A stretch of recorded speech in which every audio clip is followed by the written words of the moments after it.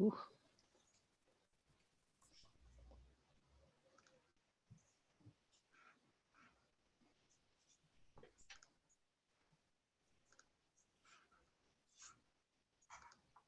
Wow.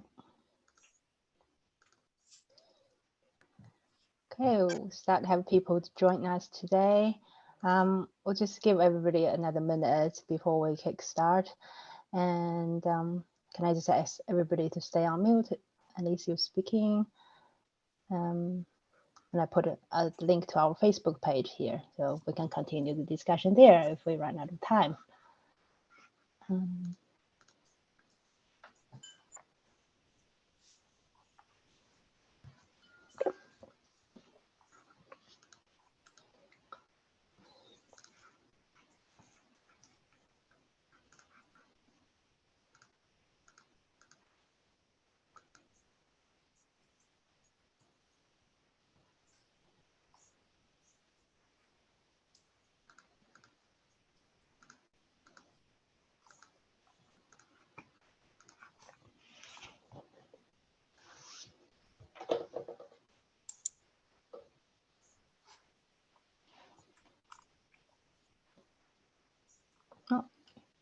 I think I'll make a start. Kia ora koutou. Welcome everyone to today's session. I'll just opening with a quick karakia and I'll make a start from there. Mori oho, mori tu, mori ora kia tato, humie, huye, taiki. Thank you. Just checking, is my sound okay? Everything all good? Awesome. See a lot of thumbs up. It's great. Kia ora e te whānau, nō mai haere mai. Welcome to today's TEU SIG session. My name is Ivy Gore. I'm the manager of the resource acquisition team at University of Wellington Library. So thanks for attending. Today's session is on recruitment in New Zealand libraries, an open discussion. I think with the rapid change of library services, we're constantly seeking for new talent, new skill set, but at the same time, try to focus on the traditional part of library functions. And in day-to-day life, we sort of try to balance the two when we're looking for new staff or when we're looking at the recruitment. Recently, particularly from the second half of last year and up until now, we see quite a few roles being advertised across different libraries, and particularly at the university libraries. And just looking at the high turnover, we were looking at different reasons, such as retired staff, COVID-related changes, and restructures, and also my least favorite, that our skilled staff are moved to higher paid jobs. So fair to say there are a lot of challenges come to recruitment. So today we just want to have an open discussion and just thinking the topics would be, for many of us, hold very close to heart, myself included. And I hope today will be a start point where we can continue the discussion offline if we need to. Offline, online, Facebook, I mean, you know what I mean. So I have Facebook added in the chat, so feel free to use that as another channel as well. Also, please post questions or comments in the chat. We have someone monitor the chat, and we'll try to address questions and comments as we go. But otherwise, we'll find an option to continue this on Facebook and so on. So we'll have a panel discussion today, and I have a fabulous full panelists join me today. And I think what I do is I might just direct some questions to each of them, but feel free to jump in or comment in the chat. Before we start on the questions, can I ask the panelists to introduce themselves? I'd like to start with Marcus, if you may. Tēnā koutou e te whānau, ko Ngāti Pākehā te iwi, ko te Herenga Waka te marae, ko te tihi o Māru te haukainga, ko Marcus Harvey tōku ingoa, ko te kaiwhakahaere ahau mō ngā subject librarians, te Herenga Waka, Victoria University of Wellington. Kia ora everyone, I'm Marcus, I'm manager of the subject librarian team at te Herenga Waka. Here you are, Marcus. Kia ora. And Jen, we have Jen from TEU joining us today. So. Kia ora koutou, ko Jane Kostanich toko ingoa, ko te kaiwhakahare o te hotu kahurangi at a TEU, ke tamaki makaurau ahau I mahi ana. So I'm Jane Kostanich and I'm an organiser with tertiary education here, work in Auckland, although I do travel around the country a bit, around the Motu tour, working with members in other parts of the country. Kia ora. Nice to have you.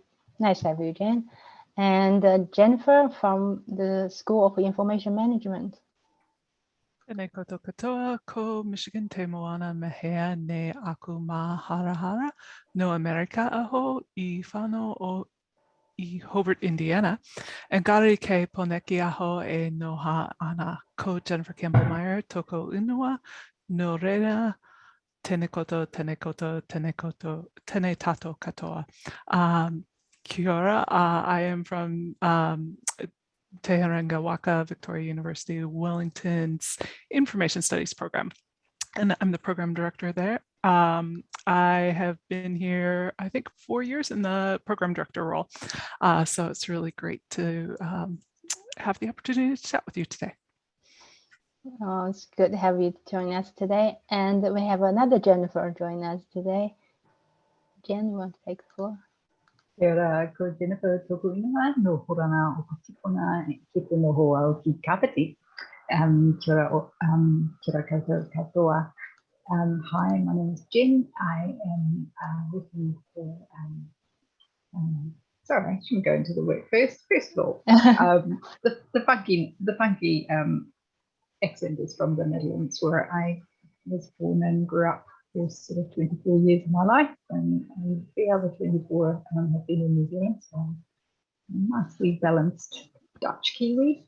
I live up in Kapiti, Kapiti Coast, and I work for Inspire Group. Inspire Group has been contracted by the National Library under the NZLPP program to help with their work stream, so looking to workforce development in the library sector, and specifically develop a capability framework for all the different library sectors within Aotearoa. So the lovely Siobhan was on one of my sessions, and after I came across very wonderful work done on capability frameworks specifically for the tertiary library sector, for research-facing librarians. Yeah, so it's asked me to come along to this one to share my insights that we've had in the different stakeholder engagement sessions with the sector. So yeah, I hope I can contribute something to the session. Lovely to see you all. Kia ora. Kia ora. Of course, I think just look at the panelist list, and we have different perspectives, and hopefully we'll have a dynamic discussion today. Just want to start with Marcus being a hiring manager, thinking in terms of the experience you had recently, particularly recently, recruiting new staff. What are the challenges you're facing, and what you see in the current market when you try to recruit experienced and skillful staff? Thanks, Ivy. I'll just quickly break down the recruitment process into 3 parts, because they all have their own challenges, and only one of those challenges is the actual recruiting. So I'll just quickly mention there's obviously an administrative burden, and there's a team burden, as well as the impact on the recruitment process itself. So probably gave a bit of a clue when I said burden. So the administrative processes, certainly in an organisation that's going through change or has been through change, there's quite an overhead. Obviously, every time somebody leaves and you have to replace a position, or there's a change process, and not to underestimate just how much time that can take. And so, you know, I tend to leave up to about 3 months from start to end, which is not ideal, but it is what it is. So there's obviously approvals processes that have to be put through. There's approvals from managers, senior leadership. You have to go through all of that. It's quite a mechanical process. There are methodical stages, but that can tie you up for quite a long time. So you've got just that challenge to overcome. I'm not sure how other organizations are placed, but there's a lot more responsibility now placed on managers. We don't have the administration support like we used to. So again, that's another overhead while you're also trying to manage the team. Team dynamic, because of course they want somebody in as soon as possible, because there's a lot of, again, I'll use that word, burden that falls on those who remain to carry that workload, and just trying to reallocate things equitably. While also trying to juggle that people are working in different ways and at home, and some people are into the physical office. So that impact it has is quite large too. And then actually moving on to the recruitment side of things, you know, yes, the challenge of attracting that top candidate when they have increasingly more and more options. Probably recruited for about 5 subject librarian roles in the last 6 months, I think, and in a team that's about 12 people, that's quite a bit. So you move from positions of stability to uncertainty, and there's obviously a overhead once you onboard people to train them up. But just sort of working through the recruitment process, how do you make the role sound good? How are you writing the role description to attract top talent? How are you pitching that? There's an art to that, art and a skill, and then obviously making sure that you're getting through to those right channels. And sometimes that can involve networking, especially attracting Māori Pacifica staff in our library, because that is a big gap as a percentage of staff, and we want to address that. And we may be looking for talent outside of librarianship as well. And so we have cast the net quite wide, and perhaps approached, it might be like the School of Information Management, or it might be directly to some of our faculties and some of our schools, and trying to attract talent and generate interest, especially from students, that this could be a career path. But of course, that's the challenge of balancing, I guess, those with library qualifications and bringing people in from outside that stream, because you can see potential in those people, and that's something we can talk about separately, because that's, I think, a subject in its own right. Obviously, pay, balancing team equity. You know what the rest of the team is on, and obviously some inequitable situations can arise over time, especially when you've got long-term staff versus those who are coming in, perhaps newly qualified with masters, for example. So we have these professional positions, but the organisational appetite for raising those salaries to a level that might be commensurate with, say, government departments, especially here in Wellington, and also private business that is also attracting those same people to apply for roles. So yeah, it's definitely more of an applicant's market. We have a challenge with, the biggest challenge I see with applications coming in, once they come in, we're still getting the high numbers of applicants, which is good, but obviously there's a lot of people applying from overseas for a variety of reasons. So of course, those at the moment aren't even an option. They might have been in the past. Balancing, again, like I said, people with qualifications versus those that might have a particular spark that you are sort of intrigued by, that you might put on a list. There are trying to match the skill set. So you've obviously got the role description, and one thing I see, and if there's anybody on here who's applying and might be early career, we see very few applications that ever truly examine what the KRAs are, or actually look through the CV, match their CV and their covering letter to actually what's required of the role. Do specify why this role is exciting and challenging, and and why you want it. It's amazing how many people don't say that. And certainly when you're looking at 30 applications, those who do cover that are better served by that. We have a lot of internal applicants because subject librarian roles are a step up for our library assistants. So you get into poaching issues.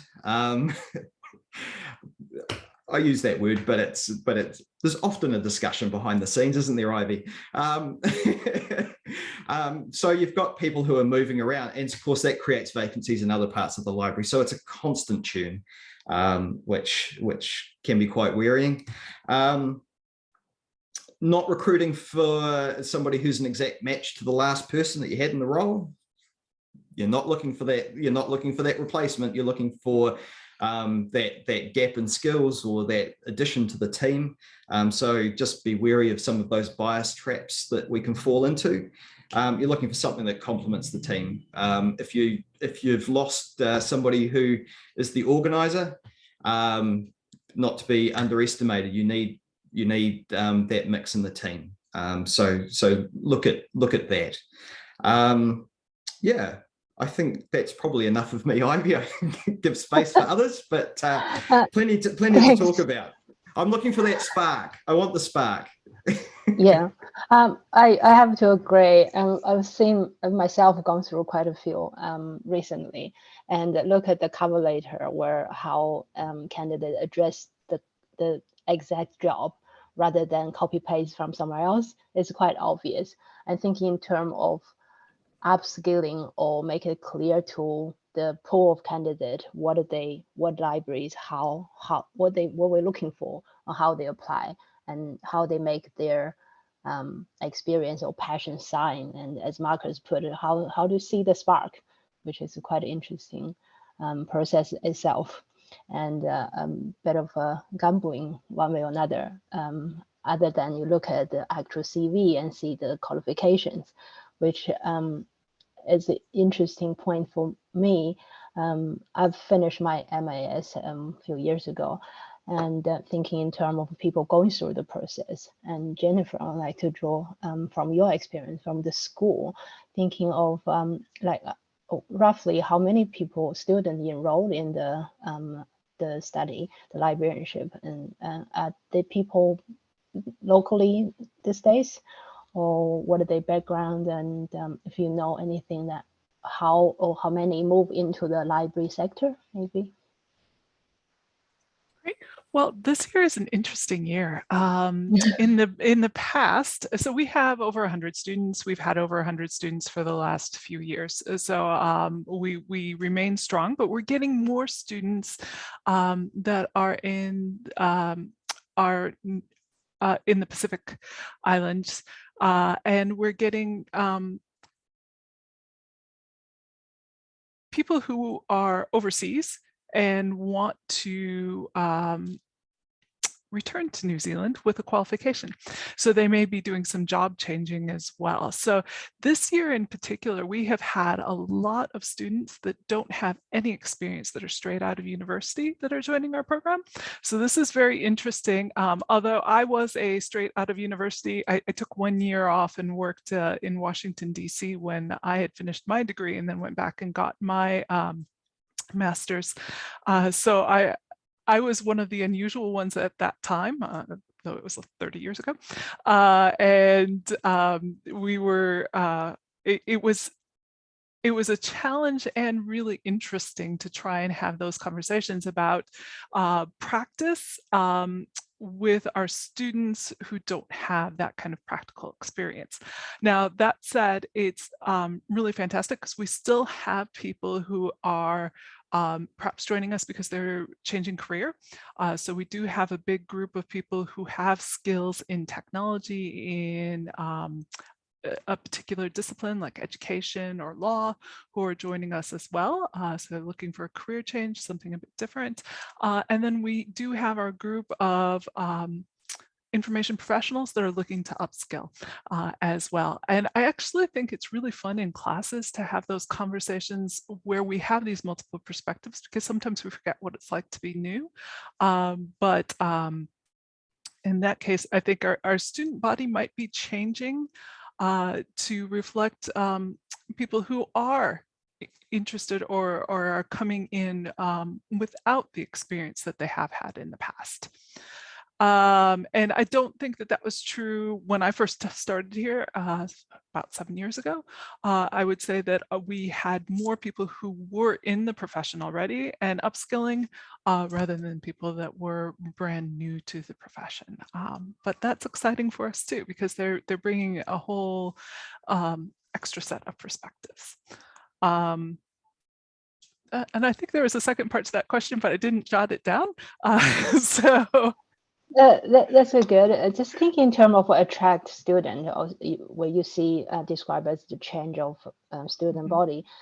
Some questions come from my library assistant, for example, if they just joined the library and say, why would I bother? What do I get out of it, and how do I apply what I studied? And there's a lot of money and time to spend on that. So how do I make that justification of career progression? I think come from your student ever, and to question about the practical side of the course. Right. I think the practical side, I think that what we try and do is blend theory and practice together. And I think that that's probably, it's difficult, but what we do is we provide a framework of theory and policy and practice that help people make better decisions in their career journey. And I think sometimes looking at things with a different perspective, not just your local organizational perspective, but having the experience of exploring a topic in a safe space where you can discuss various policy issues and decision-making processes does change your profession, what you do within the profession. And I think that there's a bit, and perhaps it's me because I didn't have professional experience as I did. It really, it made me appreciate lifelong learning, and that this is just part of my journey, that you're taking these steps to keep growing as a professional and thinking of it, I think, as a career versus a job in some ways as well. Yeah, I agree to all you said. I think for me, going through the study, and because I started as a library assistant without the related qualification, you know, the general BA in English and so on, but moving into study may give me a lot of perspective to the profession. I used to be very reluctant at the early career to tell people that I'm a librarian. I used to say I work in the library. And but going forward through the study and moving on with my career, start to feel more confident and more comfortable to say this is the librarianship. I'm a librarian, and to work in the profession, to speak on behalf of the sector, which is something of that make me that connection with the qualification. I think that's one part of it. I think I saw Marcus answer the question about the qualification versus experience when we looking for talent as well. And there is a question to Jennifer in the chat about why are those more, why are they more new grade? Do you get this? Yeah, so I think people are looking for careers that make a difference. That's what I just from the personal statements that people are writing and sharing. I think it comes through a little bit more in people who are changing their career. They're just not happy where they are. With new students, or people who are maybe straight out of an undergraduate degree, I think they're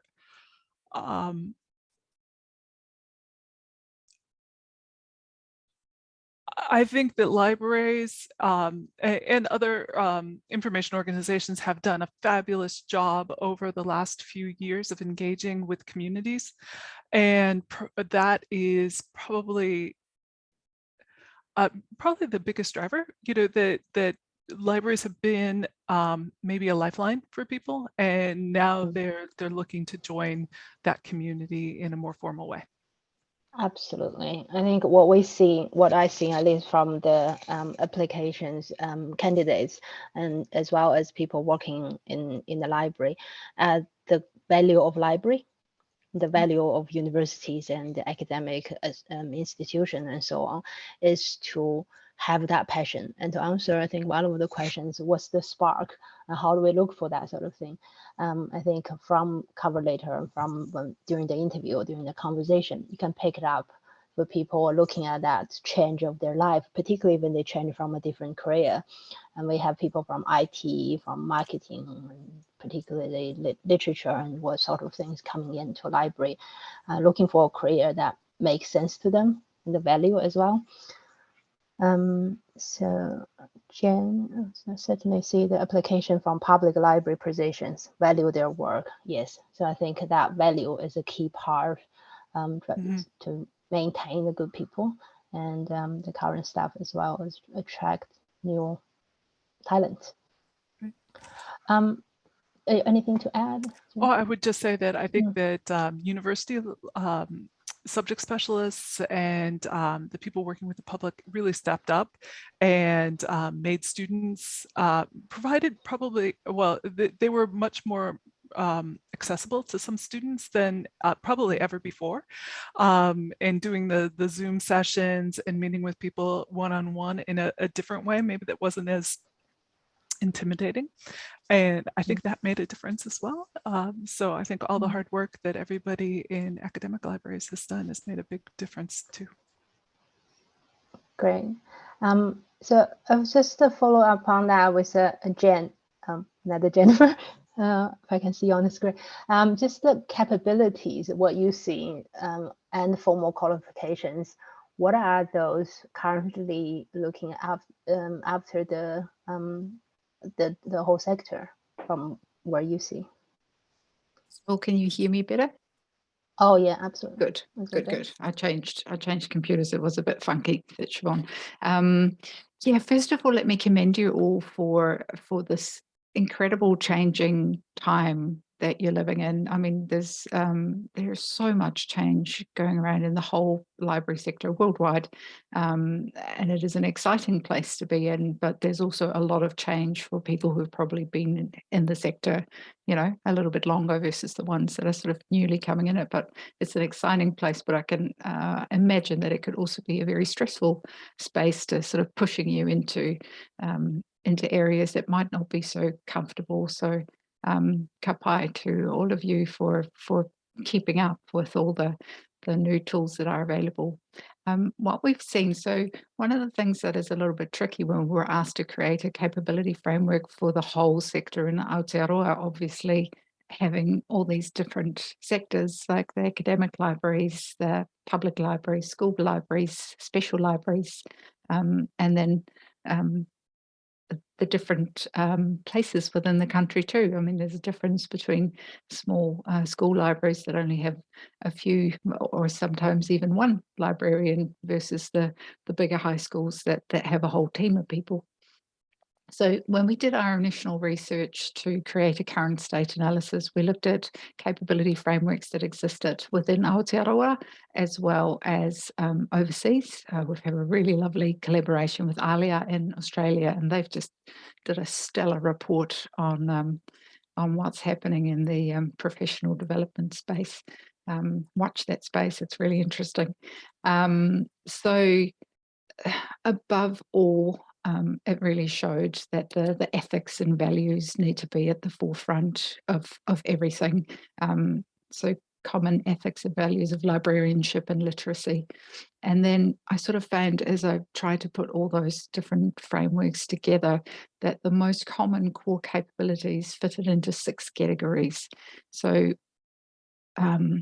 the one that's closest to the ethics and values is your culture and diversity.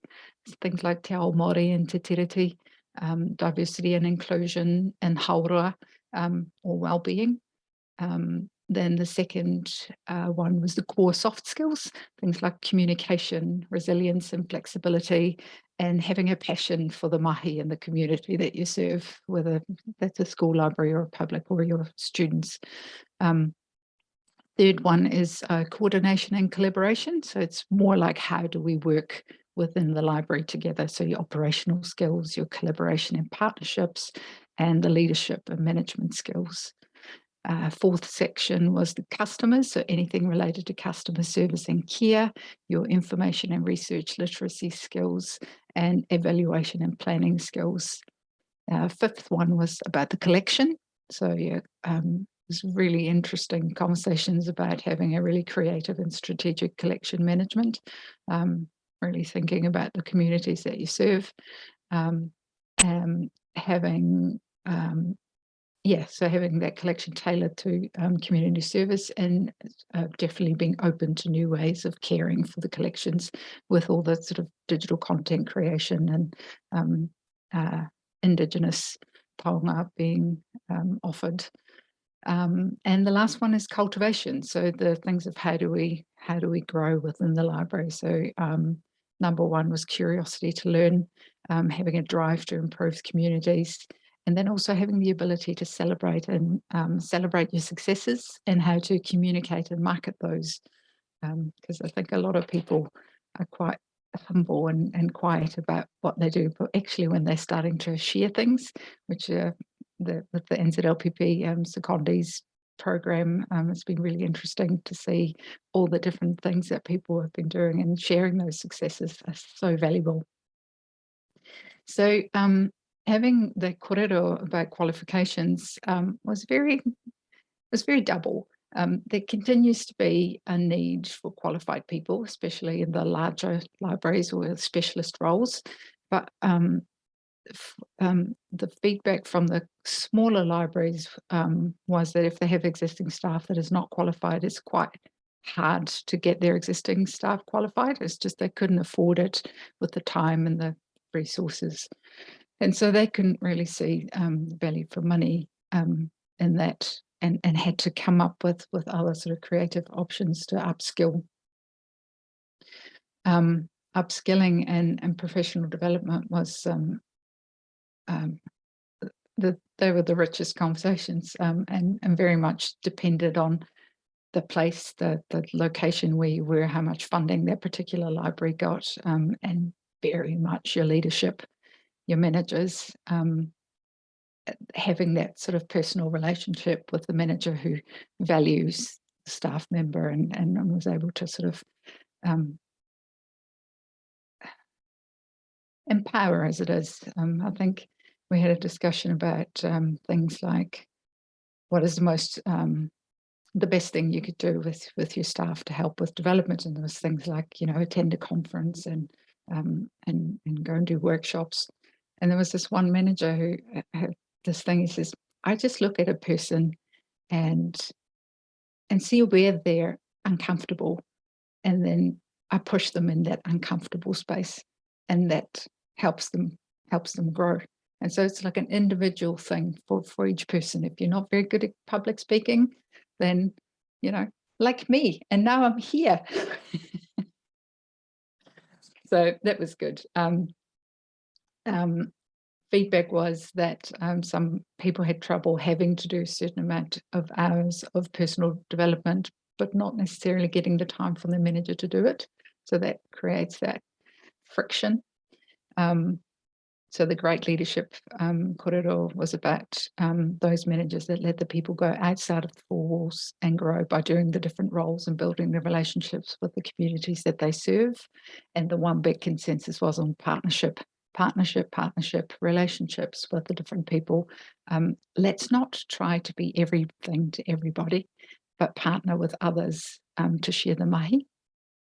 And then lastly, we had some wonderful feedback from the hiring managers. We had a few, and they all said sort of the same thing. They recruit for attitude, the people skills, the cultural values, the openness, respectful approach, curiosity to learn, exemplary communication, enthusiasm, passion, listening skills, and emotional intelligence, because that was the things that was hard to teach.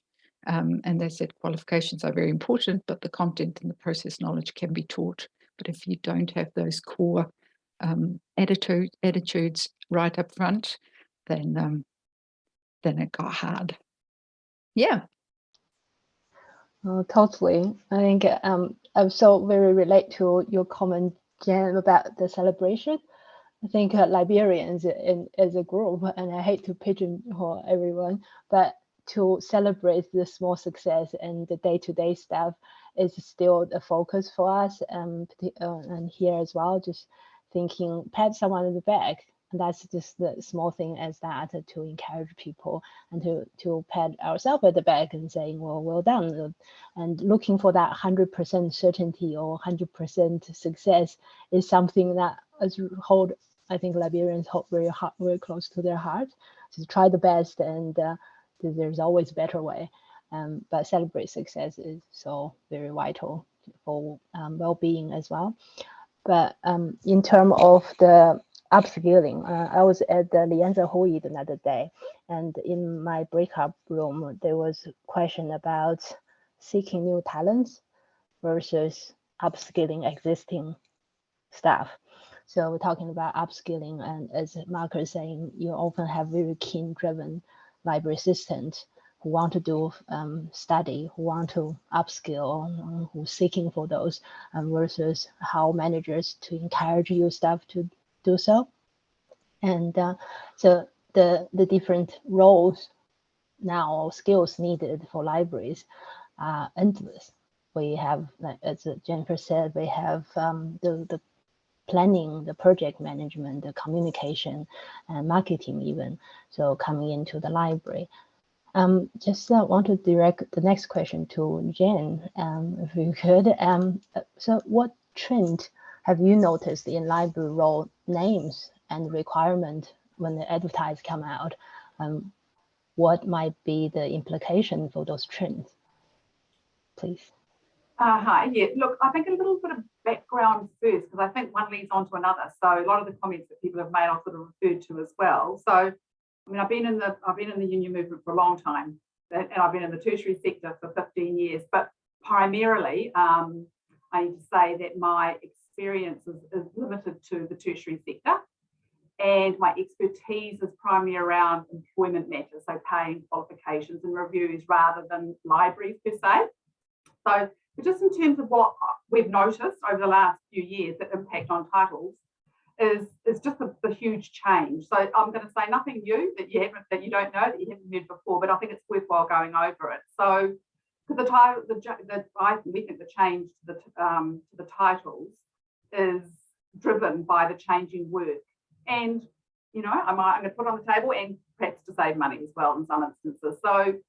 And unfortunately, our experience is that professional staff, so non-academic staff in the university sector and the rest of the tertiary sector, tend to be the target for restructurings and reviews. So either you talked about, restructurings and reviews, and unfortunately, libraries seem to have come from more than their fair share over the years, which is, pretty tough. So even though some of the changes might be sort of, seen as sort of new and exciting, it's also very wearing for people. But the sort of changes that we've seen, so sort of consolidation is a big feature, the closing of specialist libraries, moving to smaller hubs. We just did a big review in the Tuananga or Aotearoa last year, at the end of the year, moving in a very similar direction, where the coordination is centralised and there's sort of mobile hubs. There's a move away from physical books, obviously, everybody knows this, and academic accessing information directly themselves online, research data is online, reports available online. The reviews and the employers often talk about things like future-proofing, being able to respond to ongoing change, a lot more self-service, and learner support shifting online. And then the whole kind of structural change around libraries, the creation of what they call multi-purpose spaces and student study spaces. We're talking about libraries as places of active hands-on learning as students become the creators of their own content. So what we're hearing is that the service needs to be able to respond to the changes in the community and be flexible. And what we think the impact has been is, in terms of titles, all of this sort of adds up the change in titles, and the sort of trends we're seeing is, and I'm really interested to hear what the panelists and the members here are saying about this, is that we've noticed fewer jobs with librarian in the title, or maybe more jobs without librarian in the title. Maybe that's a better way of putting it. And fewer jobs requiring a library qualification to work in the library. So the types of titles we're seeing, and there's loads more than this, but this is my personal experience. I went through a few of the recent reviews: content delivery coordinator, content discovery and innovation, collection development advisors, materials assistants, scholarly content advisor. It absolutely shows the diverse range of skills that librarians have, but only some need a library qualification, but they're still considered library roles. So that's something we're seeing changing. The impact is that we are starting to see that library qualifications might be preferred qualification rather than essential. That has impacted the pay, because I don't know whether people are aware about the method of pay evaluation. It's around strategic pay models, which are applied across a range of jobs, and you sort of score points, and it all adds up to a pay band, and qualification is really important. So if you can employ somebody with a lower grade qualification, then you don't have to pay them as much. So it'll be interesting to see whether we have a look at all the jobs in the library sector now, and have a snapshot look back 5 years and see the ratio of jobs that require qualifications. So that's an impact perhaps on the title. What else? Yes, Ivy, you talked about people moving to higher paid jobs. And maybe that's an impact. And I think maybe the scope of the role, the librarian role, is changed. Obviously, it's changing, but the full scope of it's changing. Marcus, you pointed out about sort of internal relativity. So when people are being employed, they are coming and expecting, with a set of skills and expertise, and expecting a certain amount of pay, sort of pay to value that. And then that's matched against people who are already in the job and been in the job for quite a long time. And the other point, and I can't remember, I think it might have been Jennifer, talked about soft skills, which are completely undervalued in the model that I talked around in terms about how people's jobs are evaluated. We're doing a lot of work in that space, the unions, about valuing of soft skills, because it's such a critical skill to have, and it's just not valued, because those pay models, those that I talked about, like strategic pay, they're sort of they sort of have a corporate flavour. So that's some observations that we've made around the changing titles and why they might be changing. Thanks, Jen. I was just writing down some notes, and I think there are a lot of very good points where you see that mirrors what we're seeing as well. So yes. Talking about soft skills, and I was saying before, looking at someone's cover letter and CV, and to invite them for interview. Before that, there's a bit of a gambling going in, as you wouldn't necessarily pick up the soft skill until you have someone in the room and online and talk to them and tease out some of those behavioral questions. But in terms of how to evaluate that before they get to the interview room, that's a big question. And how that versus what other maybe other workplace are looking for, and how they attract and make their job more attractive, and money or workload. And I've got quite a few people recently come ask, what do you do? What this role about? Because the role description is there, the KPI is there, and you're looking at people still not quite get a good sense of what exactly is for that role. So for us to think about, is something for us to think about to make the role description as clear if the titles is somehow a bit move away from the traditional librarian title, and but also that diversity that required or needed for the team. And that's, for me, is absolutely top value to have a diverse team. I've got a team that come from various different backgrounds, social, gender, and background qualification, that add to the flavor of the team. So we build a diverse team, and we're talking about culture, sensible for culture, and the Maori-Pacific staff, and myself being a Chinese coming into a workplace and to see how that Asian culture changed during the workplace is all very valuable. And to have that awareness of diversity and to value that, which I think is a reminder. A big part of our job. Just looking at the time, we're doing really well on time. So I might just open the floor to some questions. I think we addressed some of the comments in the chat, but Natalie, do you see anything that we haven't addressed? Or No, I might just open the floor to. Yeah, see if anyone's got a burning question. Yeah. Yeah, I'll just we have about 10 minutes or 15 to answering questions or share your thought. Siobhan, have your hands up? I always have my hand up. A couple of things. I wouldn't mind getting some commentary from the panel on it. I have a slightly different position as well to say, Marcus. I've just been recruiting for a new research services librarian. And research services librarian falls within what is often referred to as the scholarly communication librarian.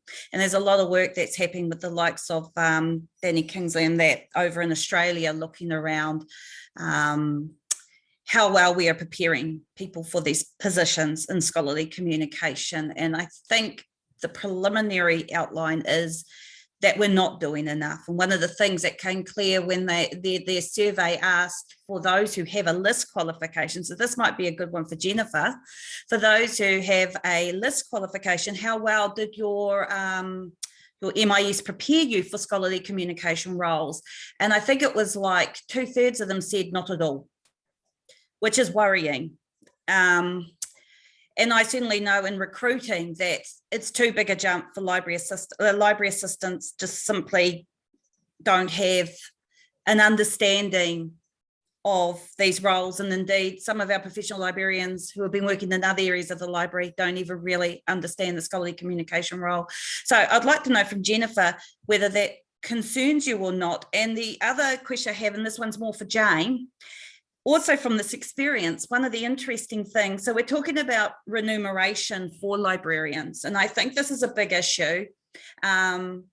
And I think partly because librarianship is traditionally a woman's profession. So I do think we fall into that job family where, because we've predominantly been women in the past, since it shifted from the 19th into the 20th century, where you had a lot of men leaving and women leaving, and it became more secretarial sometimes in the way it was viewed. Not only do we have quite a bit discrepancy between ourselves and perhaps what we would consider professions that are similar in terms of the pay rates, but actually even within the profession, there's huge variety. So for me, recruiting for a research services librarian, Victoria advertised for the exact same position. Their starting wage for the exact same position is $5,000 more than the absolute top that Otago will give for the same position down here. So of course, if you're looking to make that step up and you're thinking, do I go to Otago or do I go to Wellington? And we all know that Dunedin's weather should just make it win, hands down. But sadly, people, you know, the job in Wellington appears to be the more attractive one, just simply on wages alone. So even that discrepancy between, obviously there is no understanding within the sector of what we're really worth. If you can get within two positions that read incredibly similar, such discrepancy in how much a university is willing to pay for them. So I was wondering whether Jane had any observations on that. So that's me. I'll let our panel speak. So Jennifer, do you want to address the first part of Siobhan's question for the skills and develop of the skills?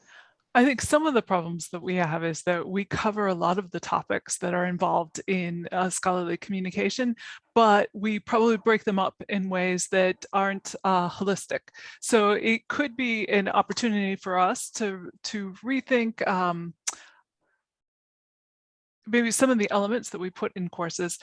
It's also an opportunity to think about what we can offer as additional courses. So I've already jotted down that I will try and stress some of that, because I know that we talk about citation analysis and bibliometrics and copyright and digital collections and all these things, but we don't talk about them as a whole.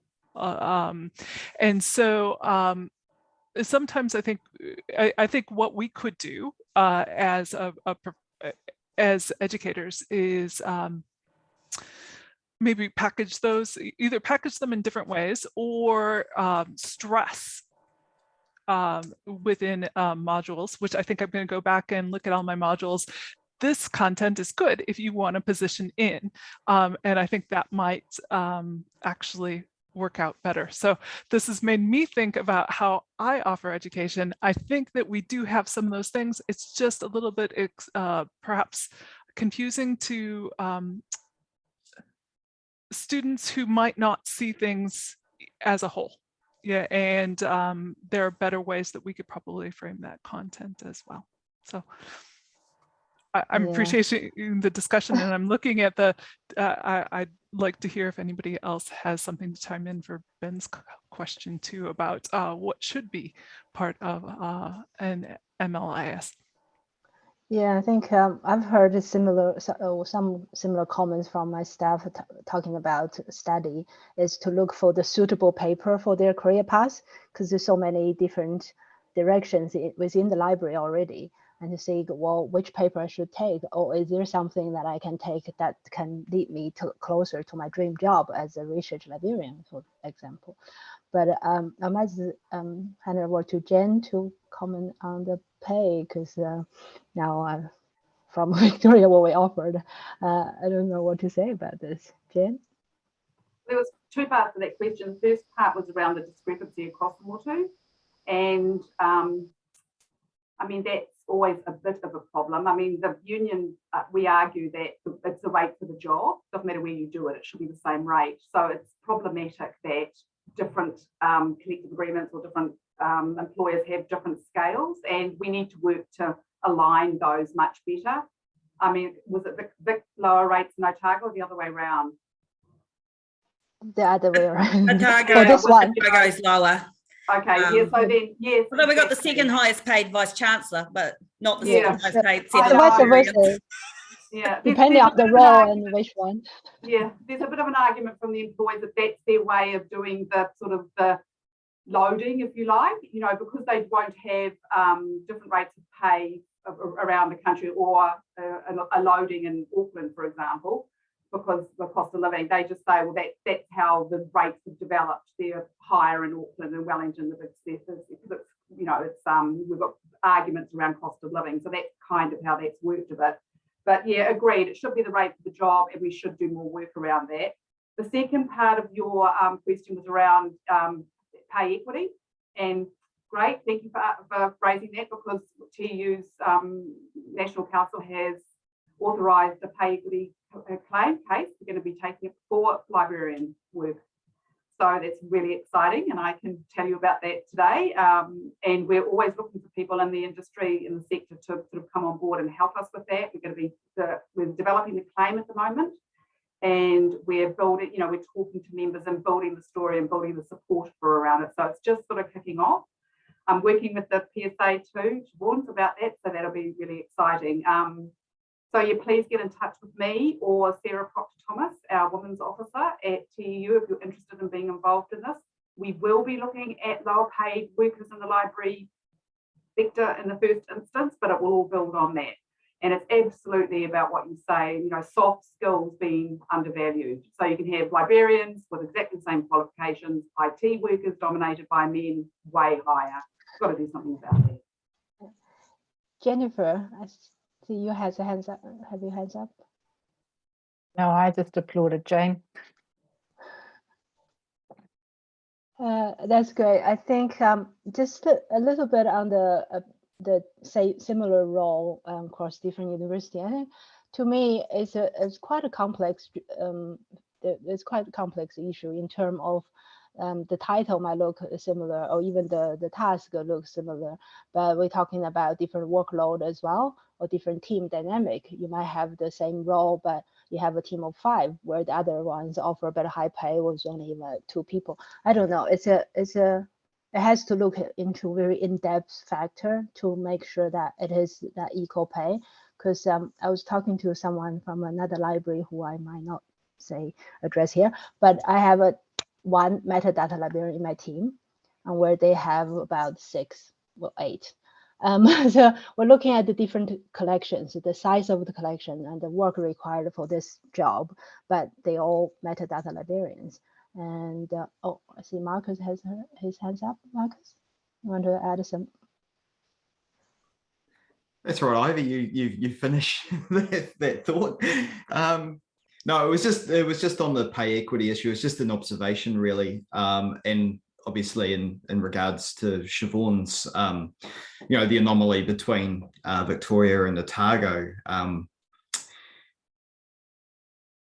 The bands that we've got, or the ranges that we've got, are often not the issue, I would observe. So we have quite attractive ranges. It's where we've been appointing or directed to appoint. So what's in our control versus what might be an organizational or a systemic issue, because the top of our range could look incredibly attractive, but do we recruit to that, or do we even recruit to the median? Those are some other things that I think we need to explore. Why are we gravitating towards the bottom when we've got options? They tend to be maybe a budgetary consideration or a political decision, a relationship decision in terms of senior management. So I think there's some internal issues to perhaps examine about some of these discrepancies as well. Are we locking in inequity simply to be equitable? And so by appointing where we're, say, matching with senior staff that for some reason are in an equitable position, we're not raising the level for our junior staff coming in, because we want to be fair with the ones who've already been there 20 years.